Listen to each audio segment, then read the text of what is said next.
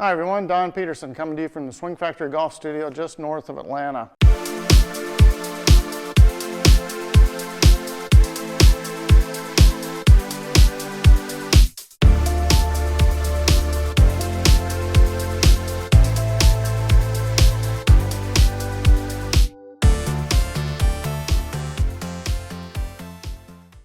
Today I want to talk to you about a drill that I've used for 25, almost 30 years.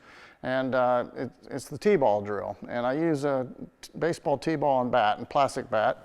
And you know, kids train with this all the time for baseball. But I like to teach golfers how to use their hips correctly in their golf swing by using this T-ball and bat. So this is, I guess a lot of people call this a golf hack, okay? So what I noticed early on when I first started training golfers, I noticed that everybody wants to pull and hit with their arms and hands.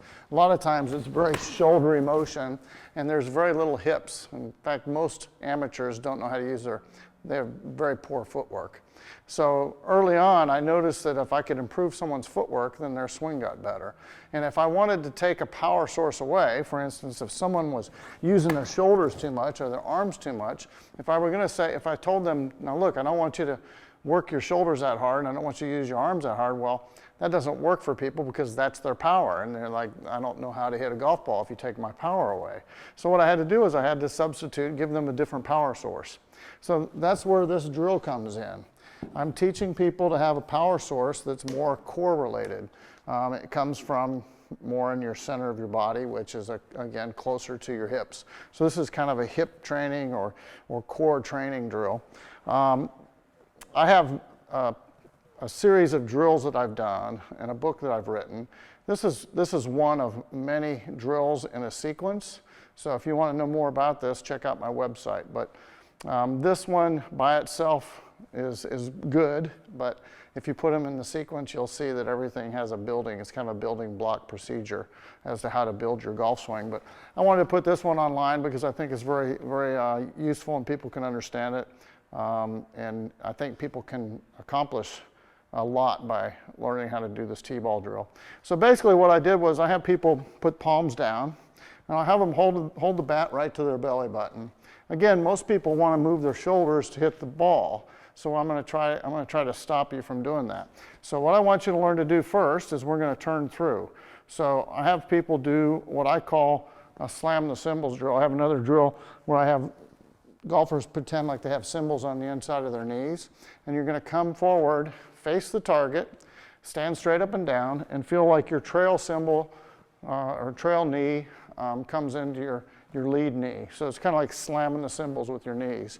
So once you learn that, all you have to do is add the bat, and you'll be turning a perfect 90 degrees. So when you turn through, you're going to go from here, and you're going to point at the target when you turn. And I don't want you, if you use your arms and shoulders, you'll go past pointing at the target. So I don't want you to do that. We're training perfectly, okay? So we're going to go right to the target, and that's going to be it. Right to the target, and you're done. Okay, now you're going to stand straight up and down on your lead leg, and that'll be perfect.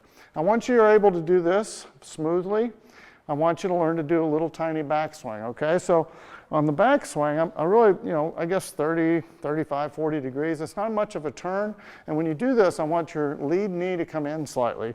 I like to see the weight come off of the lead heel when you're working on this because I think it's important to feel weight transfer. If you're standing there and you're turning like this and like this, all kinds of bad motion can happen. So I like to see lead knee up or lead knee in and lead heel up going back. So for me, that's left heel, left knee. And then I'm going to come through, I'm going to slam the cymbals, and you can see that I'm going to smack the ball as I go through. All right? Now, in the beginning, I don't want you to really work on speed. I want a brisk motion after you learn how to do it perfectly. So right now, I just want you doing little short backswings. Don't go way back here.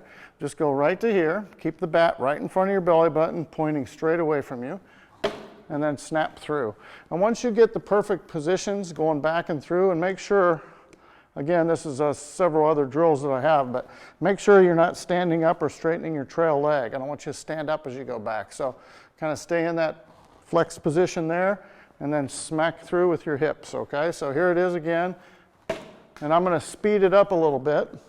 And again, I've had students who they try to smack it as hard as they can, and generally what they'll do is they're using their arms and hands and shoulders, and while that sounds really good, it doesn't create the motion that I want or the sequence that we want. Again, if I smack it really hard with my shoulders, arms, and hands, my power's coming from up here, and it's not coming from the ground. So if we can quiet down, and this is again, if I go back and I'm asking my students not to use their shoulders, arms, and hands to hit the golf ball, I'm taking their power source away, so I'm trying to get them to use the right power source coming from the ground up.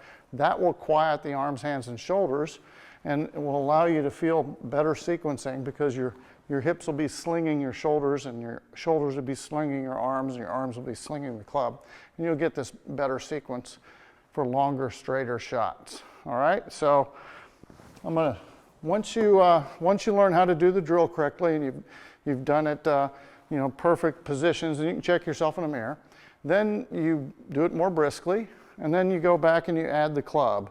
Now in the beginning, you wouldn't just start hitting golf balls right away. You want to get the feeling of swinging the club in front of you, and you're going to load your right leg and your trail leg and your trail hip just like you did in the tee ball, so you're transferring this feeling into swinging a golf club, okay? So transfer that feeling of the bat just going right to here and then smacking. So I'm just going to go right to here and then bring my hips through. And when I bring my hips through, just like I did with the tee ball, it slings or pulls my chest and my shoulders and my arms around into a full follow through. Okay, so I swing right and then I slam the cymbals or smack the ball with the tee ball, and that creates the force and the speed. And then I start doing it faster. And the faster I rotate through with my hips, the faster the club head swings. So more club head speed, and like I said, if you do it right, more accuracy. For more, and like I said, this is part of a sequence, so I have several other videos, and if you go to my website, there's ways to get all the videos in order so that you can work on your swing correctly and build it, you know, properly, one step at a time. Thanks, come back and see us again.